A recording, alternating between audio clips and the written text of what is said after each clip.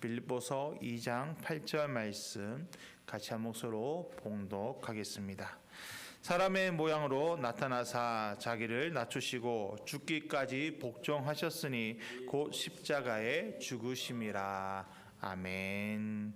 저는 오늘 같이 봉독한 말씀을 가지고 십자가는 겸손이다라는 제목으로 말씀 나누기 원합니다. 오늘은 종려 주일입니다. 예수님께서 십자가를 지기 위해서 예루살렘으로 들어가신 날, 하나님께 영광이 되는 날이고 우리에게도 기쁨이 되는 날이지만 예수님께는 어떨까요? 근데 사람들, 우리 그 당시 유대인들은 그것을 모르고 예수님이 이 땅 예루살렘에 들어오신 것을 보고 기뻐합니다. 그리고 종려가지를 흔들면서 호산나 호산나 다윗의 자손이여. 호산나라는 단어 자체가 우리를 구원하소서라는 뜻이거든요. 그러니까 우리를 구원하소서, 우리를 구원하소서. 유대인들은 예수님께서 자기들의 왕이 되실 것으로, 왕이 되셔서 로마의 압정에서 구원해 주실 것을 그들은 바라봤던 것입니다. 그런데 예수님은 어떻게 예루살렘으로 들어가셨습니까? 나귀를 타고 들어가셨습니다. 말이 아닌 나귀를 타셨다는 것은 무엇을 뜻할까요? 이것은 정치적인 왕으로 오시지 않았다는 것을 보여주시는 장면입니다. 우리의 구원자로 오셨고 또한 예수님의 겸손을 우리에게 보여주는 장면입니다. 여러분, 예수님이 이 땅에 오신 이유가 무엇입니까? 높임받기 위해 오셨다면 왕으로 오셨을 거예요. 왕궁에 태어나셨을 겁니다. 아니면 그 당시 가장 막강했던 로마의 황제로 태어나실 수도 있었습니다. 그런데 예수님은 그러지 않으셨습니다.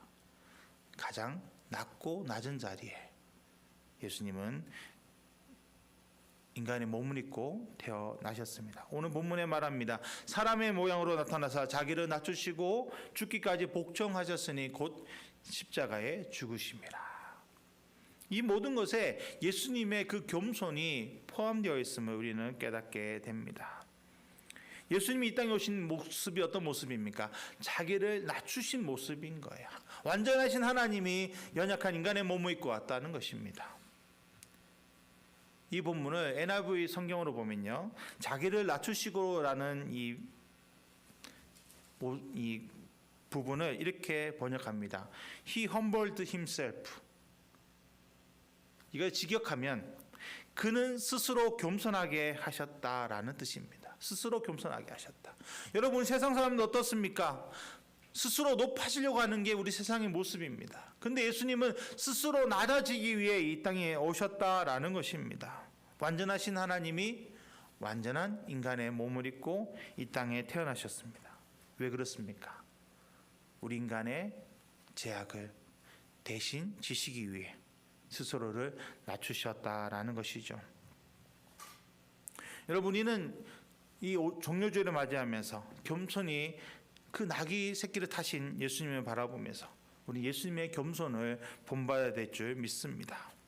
예수님도, 하나님이신 예수님도 우리를 위해 자기 자신을 비우셨는데 우리의 모습은 지금 어떠합니까? 세상 사람들 앞에 나가서 얘기 듣다 보면요, 세상 사람들 중에 연약한 사람은 없어요. 다 잘났어요. 뭔가 모르게 자기의 그 가시하려고 하는 게 세상의 모습입니다. 그래서 어떻습니까? 나와 생각이 같지 않거나 나와 뜻이 같지 않으면 상종을 안 하려고 합니다. 서로 비난하고 정죄하는 그런 모습을 우리는 보게 됩니다. 세상은 그럴 수도 있다라고 생각할 수 있습니다. 왜냐하면 점점 더 악해져 가니까요. 그런데 우리 교회 안은 어떻습니까? 하나님께 부름받은 사람들이 모인 교회 안에서도 여러분, 겸손이 정말 잘 나타나고 있습니까? 우리는 예수님의 진정한 겸손을 배워야 할 줄 믿습니다. 첫째로 예수님의 겸손에 대해서 먼저 살펴보고자 합니다. 예수님은 언제나 자신을 드러내지 않으셨습니다. 모든 영광을 하나님께 돌리셨고 자기 자신에 대해서는 아무것도 스스로 할 수 없다라고 말씀하셨습니다. 요한복음 5장 19절에 예수께서 그들에게 이르시되 내가 진실로 진실로 너에게 이르노니 아들이 아버지께서 하시는 일을 보지 않고는 아무것도 스스로 할 수 없나니 아버지께서 행하시는 그것을 아들도 그와 같이 행하느니라. 요한복음 14장 10절에 내가 아버지 안에 거하고 아버지는 내 안에 계신 것을 내가 믿지 아니하느냐. 내가 너희에게 이르는 말은 스스로 하는 것이 아니라 아버지께서 내 안에 계셔서 그의 일을 하시는 것이다 라고 분명하게 말씀하고 계십니다. 여러분, 예수님은 완전하신 하나님이십니다. 그런 분이 본인의 뜻대로 할 수 없으셨겠습니까? 하실 수 있음에도 불구하고 그 모든 것을 하나님께 돌리기 위해서, 하나님만이 영광받게 하기 위해서 예수님은 나는 아무것도 아니다라고 고백하셨다는 것입니다. 내가 하는 것이 아니라 하나님께서 하게 하신다라는 고백인 것이죠. 하나님을 위해서, 하나님의 영광을 위해서 모든 것을 비우는 존재가 되셨다라는 것입니다. 이것이 예수님의 겸손입니다. 자기를 비우시는 것. 예수님은 주변 사람들의 시선에도 아랑곳하지 않으셨습니다. 주변 사람들이 어떻게 자기를 평가하든지, 주변 사람들이 어떻게 자기에게 반응하든지 거기에 예수님은 신경을 쓰지 않으셨습니다. 근데 우리는 어떻습니까? 주변 사람들, 내 주변에 있는 가족들, 이웃들, 친구들, 아니면 또 멀리에 나와 아무것도 상관없는 사람들의 말에 얼마나 우리는 휘둘리고 있습니까? 연예인들이 왜 자살합니까? 한 이유가 악플이죠. 모르는데, 얼굴도 모르는 사람이 자기에 대해서 악평을 했다 해서 스트레스 받고 죽음에 이르기도 합니다. 그게 우리 인간의 모습이에요. 왜 그랬을까요? 나는 더 높아지기 원하고 더 많은 사람들 앞에 인정받기 원하는데 그러지 못하니까 스스로 괴로워하는 모습인 것입니다. 이것이 우리 인간의 모습인데 예수님은 그러지 않으셨다는 거예요. 인간의 모습, 인간들이 바라보는 모습에 마음을 뺏기지 않으시고 오직 하나님께만 집중하셨다는 겁니다. 하나님 원하신 것이 무엇인지, 하나님 기뻐하신 것이 무엇인지를 예수님은 바로 보며 그것을 목표로 삼고 나아가셨다는 것이죠. 그런 모습이 잘 나타나는 장면이 바로 성전을 정화하신 모습에서 나타납니다. 여러분, 예수님의 모습은 어떠합니까? 어린아이도 귀하게 보신 예수님, 자기에게 다가오는 연약한 사람들을 절대 매몰차게 쫓아내지 않으셨던 예수님, 한 영혼 한 영혼을 귀하게 여기셨던 그 예수님, 심지어는 간음해서 죽어야 되는 여인도 용서하셨던 예수님, 사랑의 모습이 예수님 아니십니까? 그런데 한번 분노하신 모습이 기록되는 것이 바로 성전 정화의 모습입니다. 왜 그러셨을까요? 다른 사람들의 시선을 의식했다면 그렇게 분노하실 것이 아니라 그들에게도 다가가서 여러분 여기서 이러시면 안 됩니다. 하나님의 전을 여러분 이렇게 강도석으로 만들면 안 됩니다. 가르칠 수 있었는데 예수님은 그때는 그렇게 하지 않으셨어요. 동전받고 산 사람들의 상을 엎어버리시고 채찍으로 사람들을 치시고 동무들을 쳐서 쫓아내셨습니다. 우린 그것을 거룩한 분노라고 말을 합니다만 예수님이 그렇게 하셨을까요? 사람들의 눈을 의식하지 않으셨다는 겁니다. 자기는 이미 없기 때문에 오직 하나님을 위해 사시기 때문에 하나님이 뭘 원하시는가를 바라보셨다는 것이죠. 여러분, 하나님은 죄인을 사랑하시는 분입니다. 죄인도 사랑하십니다. 그래서 우리가 죄인 되었을 때 우리를 구원하셨습니다. 그럼에도 불구하고 하나님은 예배가 무너지는 것을 원하지 않으십니다. 하나님의 전은 예배드리는 장소입니다. 하나님 앞에 나와서 하나님을 찾고 하나님을 바라보는 장소가 바로 성전이었습니다. 그런데 그것을 강도석으로 만드니까 하나님의 마음이 가장 아프셨을 겁니다. 그것을 예수님은 아셨기 때문에 자기 자신의 삶을 사는 것이 아니라 하나님의 삶을 사셨기 때문에 예수님은 그들을 쫓아내셨던 것이죠. 오늘 우리에게도 이런 마음이 있어야 될 줄 믿습니다. 우리 안에 예수님으로 채워서 예수님 원하시는 삶을 살아야 합니다. 그리고 무엇보다 예수님의 겸손이 나타난 것이 바로 십자가의 사건입니다. 십자가를 지신 모습. 여러분, 만일에 예수님이 자기의 뜻을 나타내려 했다면 겟세마네 동산에서 기도할 때 어떻게 기도하셨을까요? 이 잔을 내게서 옮겨 주옵소서. 그게 끝이었습니다. 그로 끝냈어야 되는 게 여러분 우리 인간의 모습 아닐까요? 그런데 예수님은 그 뒤에 한 마디를 더 하십니다. 나의 원대로 하지 마시옵고 아버지의 원대로 행하시옵소서. 자기를 온전히 비우셨기 때문에 그렇게 기도할 수 있으셨다라는 것입니다. 여러분, 십자가는 여러분 지금도 우리가 가끔 그 영화를 통해서 예수 십자가에 그 달리는 모습을 보면 여러분도 마음이 섬뜩하지 않으십니까? 여러분의 그 팔목에 못이 박히고 팔에 못이 박힌다 생각해 보십시오. 섬뜩하지요. 고통스럽습니다. 그리고 십자가를 지는 것 자체가 여러분 우리의 온몸을 우리가 보면 십자가 그 성당에 있는 십자가를 보면 하체는 가리게 돼 있지만 원래는 안 가린다는 거예요. 다 알몸으로 모든 몸 자기 몸에 있는 모든 수치가 다 드러나고 고통을 당하는 게 십자가였습니다.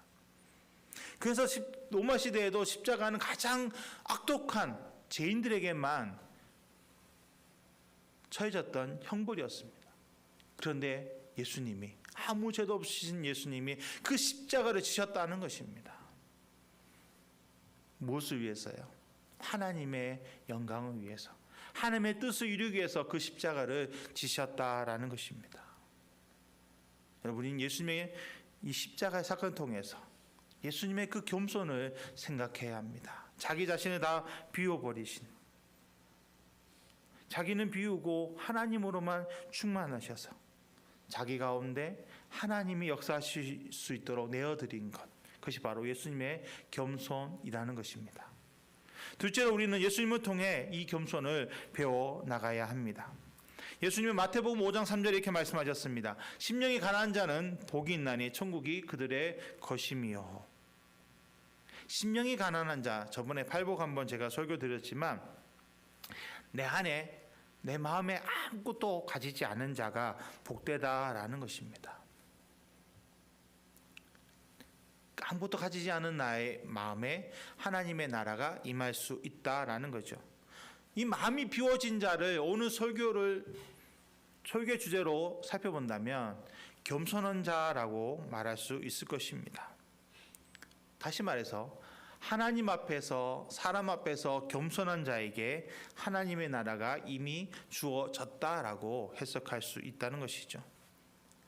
이 상상수는 예수님 공생의 첫 번째 설교입니다.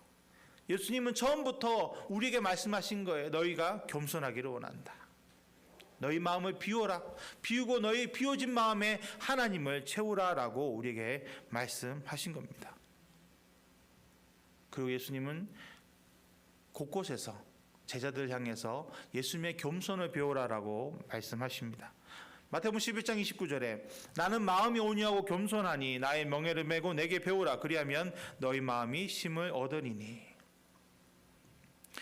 예수님은 제자들에게 삶의 무거운 짐은 너희가 벗어버려라. 그러나 내가 지게 하는 온유와 겸손의 십자가를 져라라고 말씀하여 주셨습니다. 그리고 그 온유와 겸손을 배울 때 참 진정한 쉼을 얻게 될 수 있다라고 하셨다는 것입니다. 여러분의 우리의 삶이 지금 이렇게 각박할까요? 아침에 사람들 출퇴근하는 거 지금은 제가 못 보지만 옛날에 제가 서울에서 사역할 때 지하철을 타면 사람들 얼굴에 웃음이 없어요. 다 뭔가 그렇게 심각한지. 왜 그렇게 각박하게 하루하루를 죽지 못해서 산다라는 말이 나올 만큼 살았을까요? 서로 경쟁하기 때문입니다. 내가 저 사람을 이기지 않으면 난 내가 진다. 그런 마음이 있으니까 하루하루 살아가는 게 쉽지 않은 거예요. 만나는 모든 사람이 자기의 경쟁자가 되니까 여러분 사람 만나는 것도 좋겠습니까? 그리고 하루하루 어떻게 하면 내가 더 성공할 수 있을까? 어떻게 하면 내가 더 높아질 수 있을까? 그 생각을 하니까 마음의 여유도 없는 거죠. 그런데 그런 우리의 마음에 예수님의 겸손, 나를 다 비우고 하나님으로만 채우는 겸손이 임한다면 어떻게 될까요? 자연스럽게 우리의 마음은 힘을 얻을 수밖에 없는 거예요. 왜냐하면 내가 하는 것이 아니라 누가 하시는 겁니까? 내 안에 계시는 예수님이 해 주시기 때문에 맡겨드리는 거예요. 여러분, 그런데 예수님 시대에도 이 높아지려는 마음은 가지고 있었습니다. 특히 예수님 옆에 있었던 제자들에게 더 많았어요. 어느 날 제자들이 예수님께 다가옵니다. 그리고 물어봅니다. 예수님, 천국에서는 누가 큰 자입니까? 솔직한 자기들의 마음이 어땠을까요? 제자들을 향하면서 너희처럼 나와 같이 있는, 너희 같이 모든 것을 포기하고 나를 따른 너희가 제일 크다라는 말을 듣고 싶었을 거예요. 근데 예수님은 그러지 않으시고 어떻게 합니까? 어린아이 하나를 세우시고 그리고 나서 이렇게 말씀하십니다. 마태복음 18장 3절로 4절에 진실로 너희에게 이르노니 너희가 돌이켜 어린아이들과 같이 되지 아니하면 결단코 천국에 들어가지 못하리라. 그러므로 누구든지 이 어린아이와 같이 자기를 낮추는 사람이 천국에서 큰 자니라 라고 말씀합니다. 너희가 높아지고자 하느냐? 너희는 천국에서 큰 자가 아니다라는 말씀을 한 거예요. 여러분, 세상에서는 어떻습니까? 더 높아지려고 높은 것만 쳐다봅니다. 높은 것만. 더 좋은 것. 여러분, 그렇게 살아가면 어떨까요? 자연스럽게 자기의 단점에 집중하게 됩니다. 그리고 지금 자기에게 주어져 있는 환경 가운데서 부족한 것만 보여요. 내가 조금만 더 부잣집에서 태어났다면, 내가 조금만 더 키가 컸다면, 내가 조금만 더 IQ가 높았다면, 내가 조금만 더 뭔가 재능이 있었다면 지금보다 더 나았을 텐데. 여러분, 이런 마음이 들면 어떨까요? 자연스럽게 원망과 불평이 솟아나올 수밖에 없습니다. 원망과 불평이 내 마음에서 솟아나면 어떻게 될까요? 그 살아가는 삶 자체가 여러분 이 땅에서 이미 지옥을 경험하는 거예요. 그래서 젊은 사람들이 헬조선이라고 말하는 이유가 그거예요. 자기 안에 만족감이 없으니까. 자기에게 있는 것으로 감사하고 기뻐하기보다는 없는 것으로 원망하고 불평하게 되니까 지금 자기가 사는 삶 자체가 지옥인 거죠.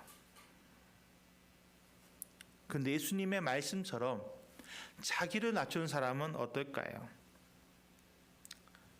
나는 아무것도 아니다. 나는 부족하다. 못났다. 다 비울 수 있는 사람. 그리고 그 비워진 곳에 하나님을, 예수님을 모실 수 있는 사람은 어떤 삶을 살게 될까요? 바울같이 범사에 감사하는 삶을 살 수밖에 없습니다. 왜냐하면 내가 이렇게 연약하고 부족한데 나를 지키셔서 하루하루 살게 하신 게 감사잖아요. 여러분, 눈 뜬 것에 감사해 본 적 있으십니까? 너무 자연스럽게 그 다음 날을 시작할 것 같지만 여러분, 하나님이 우리의 생명을 연장시켜주지 않으시면요, 하루하루 살아가는 것 기적입니다. 제가 예전에 심장이 좀 안 좋을 때 정말 하루가 그 다음날 눈 뜨는 게 감사하더라고요. 아, 이게 은혜구나. 돈 많아서 뭔가 뛰어나서 은혜가 아니라요, 그냥 하루하루 하나님이 또 나를 살려주셨구나, 이게 은혜더라고요. 여러분, 이런 고백이 우리의 삶에 나와야 될 줄 믿습니다. 그러면 더 하나님을 바라보게 됩니다. 그럼 하나님께서 어떻게 하실까요? 사랑이 많으신 하나님께서 우리를 그냥 두실까요? 그렇지 않습니다. 우리의 모든 것을 합력해 선을 이루어 주십니다. 그러니 하나님의 은혜를 경험하면서 더더욱 우리의 믿음이 성숙해지고 더 낮아지는 거예요. 더 하나님 앞에 무릎 꿇는 겁니다. 하나님, 나는 아무것도 아닙니다. 하나님 역사하십니다. 나의 부족함을 채워주십시오. 오늘 하루 내가 사는 것이 아니라 하나님이 살아가게 나를 맡겨드립니다. 나와 함께 해주십시오. 이런 고백이 나의 안에서 흘러나올 수 있는 것입니다. 그럼 점점 어떻게 될까요? 우리의 믿음은 더 견고해집니다. 그럼 하나님 안에서 더 넘치는 은혜가 더 부어지는 거예요. 그러니 여러분 그 삶 자체가 기쁠 수밖에 없고 그 삶 자체가 천국일 수밖에 없고 그렇게 살아가니까 나중에 정말 하나님 나라 갔을 때 하나님 가까이 있는 큰 자가 될 수밖에 없을 것입니다. 이 땅에서 우리는 비우는 삶을 살아야 합니다. 예수님이 비우셨기 때문에 예수님 말씀 가운데서 우리가 비워야 될 것이 겸손이기 때문에 우리는 계속 비워야 합니다. 높아지려 할 때 우리 스스로를 다독여야 합니다. 예수님은 누가복음 14장에 청함을 받은 자들이 높은 자리에 앉는 것을 보고 이렇게 말씀하셨습니다. 누가복음 14장 10절로 11절에 청함을 받을 때 차라리 가서 끝자리에 앉으라. 그러면 너를 청한 자가 와서 너더러 보시어 올라앉으라 하리니 그때에 함께 앉은 모든 사람 앞에서 영광이 있으리라. 무릇 자기를 높이는 자는 낮아지고 자기를 낮추는 자는 높아지리라. 예수님의 법칙이에요. 예수님이 가르쳐주신 법칙입니다. 자기를 높이는 자는 낮아지고 자기를 낮추는 자는 높아지리라. 누가 그렇게 하십니까? 하나님이 그렇게 하신다는 거예요. 여러분이 아무리 높아져 해보십시오. 하나님보다 높을 수 있습니까? 내가 하나님 앞에서 낮아지면 하나님이 나를 높아주시는 거예요. 여러분 요셉이 옥에 갇혔던 요셉이 하루아침에 국무총리가 되었습니다. 그것이 바로 하나님의 역사심입니다. 요셉이 옥에서 많이 원망하고 불평했다면 그런 길이 일어나지 않았을 겁니다. 요셉은 그 자리에서 자기를 비운 거예요. 비우고 하나님만 바라봤기 때문에 하나님이 그 가운데 역사하셨습니다. 예수님도 이 땅에 나는 섬기는 자로 오셨다라고 말씀하셨어요. 그렇기 때문에 그 당시 종들이 하는 가장 낮은 종들이 하는 제자들의 발을 씻기시는 것을 주저하지 않고 행하셨습니다. 오늘 그런 겸손을 우리는 배우기 원합니다. 앤드류 모레 목사님은 예수님의 가르침을 통해 더 높고 귀한 삶을 살 수 있는 비결에 대해서 이렇게 말씀하셨습니다. 좀 긴데 같이 제가 말씀드리고 하면 앞에 화면도 같이 보면서 같이 속으로 읽으시기 바랍니다. 더 높고 귀한 삶으로 향하는 길이 여기 있으니 그것은 바로 낮아지는 것, 더욱 낮아지는 것이다. 하나님 나라에서 큰 자가 되는 것에 대해 늘 생각하던 제자들, 주님의 오른편과 왼편에 앉는 것에 대해 늘 생각하던 제자들에게 예수님께서 항상 말씀하셨던 것이 바로 그것이다. 높아지려고 애쓰지 말라. 높아지게 해달라고 구하지 말라. 그것은 하나님의 일이다. 당신이 할 일은 자신을 낮추고 겸손하게 하는 것이며 하나님과 인간 앞에서 종의 자리 이외에 다른 어떤 자리도 갖지 않는 것이다. 그것이 당신의 일이다. 그것을 당신의 목표로 삼아라. 그것을 당신의 기도 제목으로 삼아라. 우리는 바라기는 이 앤드류 목사님의 말씀처럼 하나님 앞에서 겸손하기를 목표로 삼고 나의 기도 제목 삼아서 하나님께 모든 것을 내려놓을 수 있는 그런 은혜와 축복이 있기를 소망합니다. 마지막으로 어떻게 하면 겸손을 내 삶에 적용할 수 있는지에 대해서 같이 생각해 보기 원합니다. 요즘 서비스업에는 겸손한 모습을 보여야 사람들이 찾아갑니다. 식당 갔는데 여러분 가끔 이제 이름 있는 식당들, 맛집이라는 식당들 가면 어떻습니까?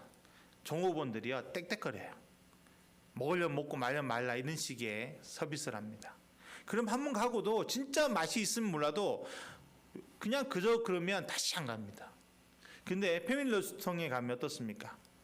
음식도 비싸지만 서비스하는 자체가 달라요. 다 와가지고 네네 고객님 뭘 원하세요? 뭐 드시고 싶으세요?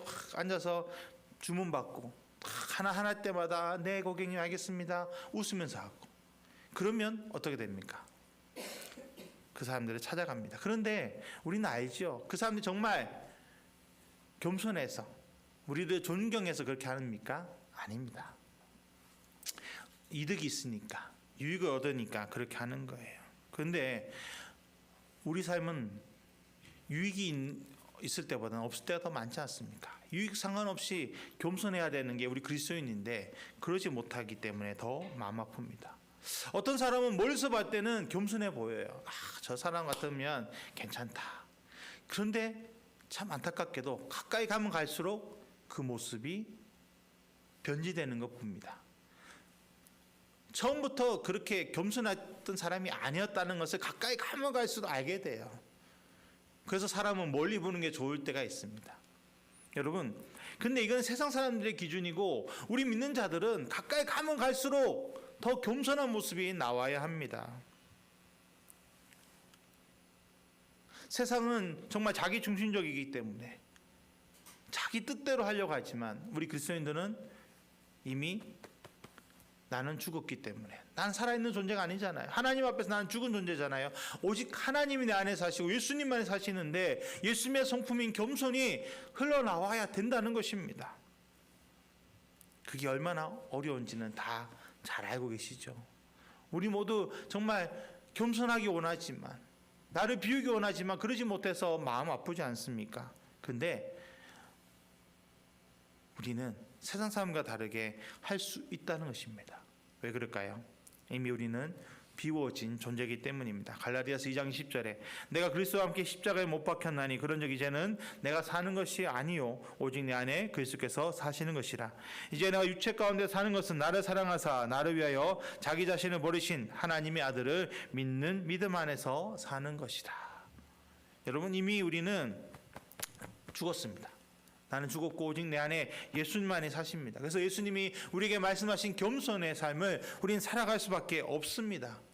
단지 지금은 우리가 그렇게 살고 싶어도 아직 우리 안에 옛사람의 모습이 남아있어서 높아지기 원하고 다른 사람들보다 더 가지기 원하는 그 옛사람의 모습이 남아있어서 넘어질 뿐이죠. 하나님 안에서 우리는 다시 일어나게 됩니다. 하나님 다시 우리를 세워주십니다. 그리고 우리를 향해 너는 할 수 있다고 말씀합니다. 너는 할 수 있다. 너는 겸손한 삶이 될 수 있다. 여러분, 겸손은요, 내 인간의 힘으로 절대 할 수 없습니다. 인간의 욕망을 가지고는 겸손할 수가 없어요.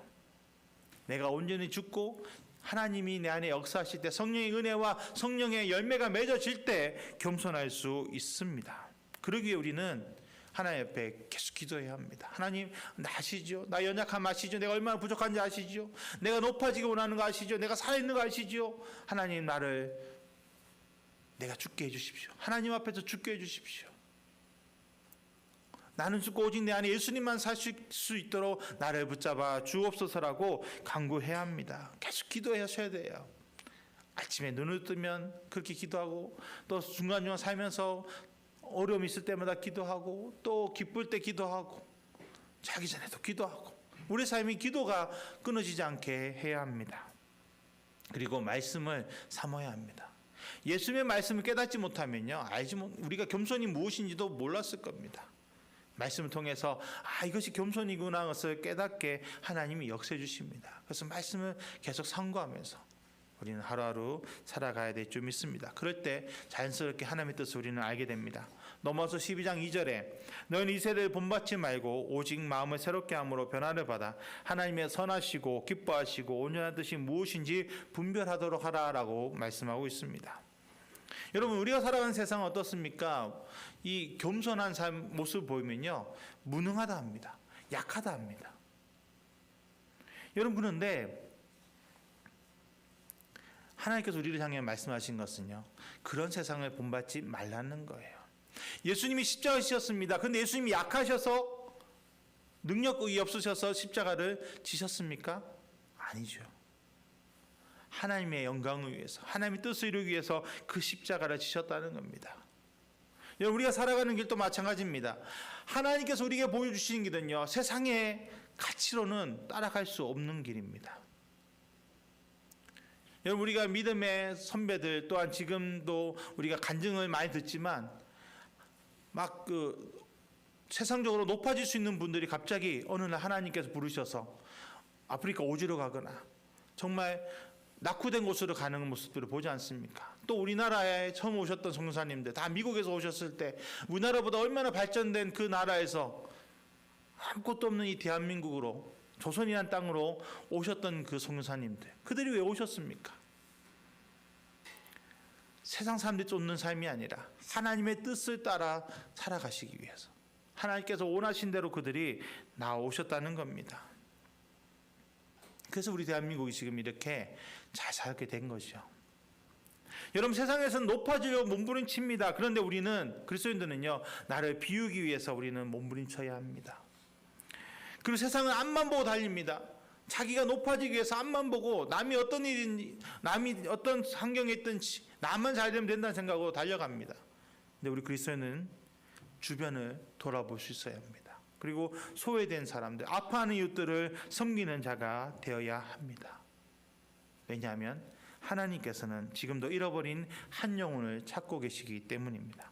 누가복음 15장 10절에 내가 너에게 이르노니 이와 같이 죄인 한 사람이 회개하면 하나님의 사자들 앞에 기쁨이 되느니라. 여러분, 의인 99보다 죄인 한 사람이 회개하고 하나님께 돌이키는 것을 더 기뻐하신다고 예수님은 분명하게 말씀하셨습니다. 그렇기 때문에, 그 기쁨을 아시기 때문에 예수님이 그 십자가를 지셨던 것이죠. 여러분, 우리도 예수님처럼 하나님께서 우리에게 허락하신 그 온유와 겸손의 십자가를 지고 사명의 십자가 지고 우리도 따라야 될 줄 믿습니다.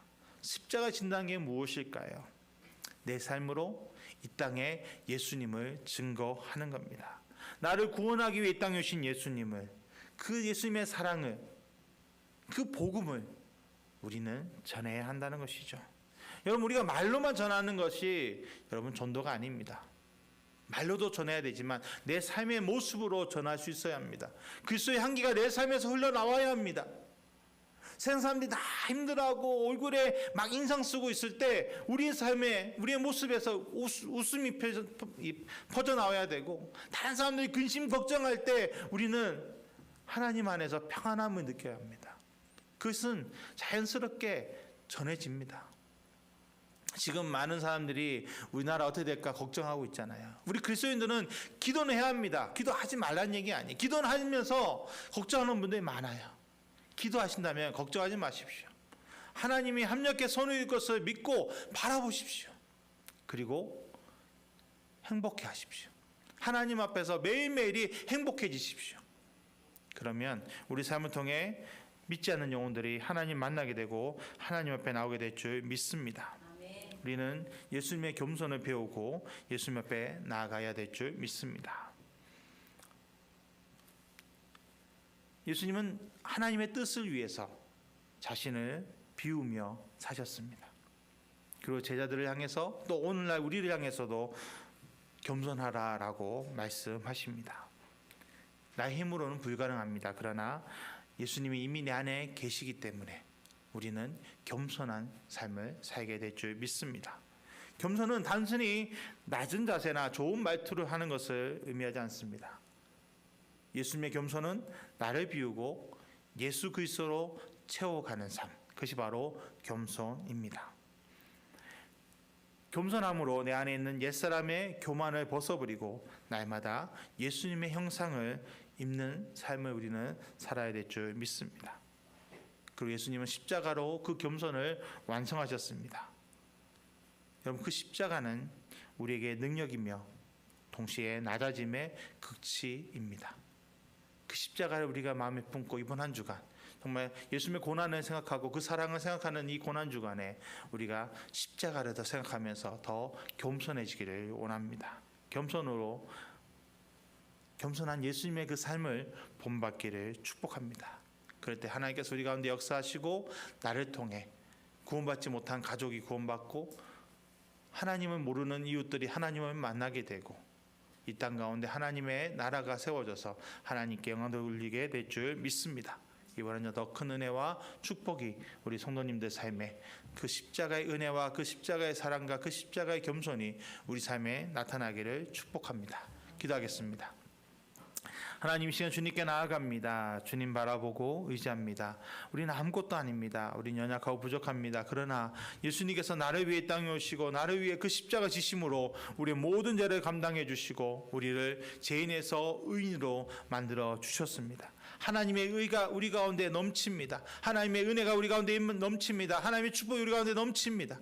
그 은혜 가운데 가하여서 하나님께 영광 돌리게 하시고 아버지, 만나는 모든 사람들 한 사람 한 사람에게 하나님의 살아계심과 하나님의 그 은혜와 능력을 증거하는 복된 삶이 되게 하여 주시옵소서. 나를 통해 하나님의 역사하심이 나타나게 하시고 승리하게 하여 주시옵소서. 이번 한 주간 우리가 고난 주간을 보내면서 예수님의 그 큰 사랑을 더 깊이 묵상하게 하시고 만나는 사람들에게 그 사랑을 증거케 하여 주옵소서. 함께 하심을 감사합니다. 예수님의 이름으로 기도드렸습니다. 아멘. 우리 생명나무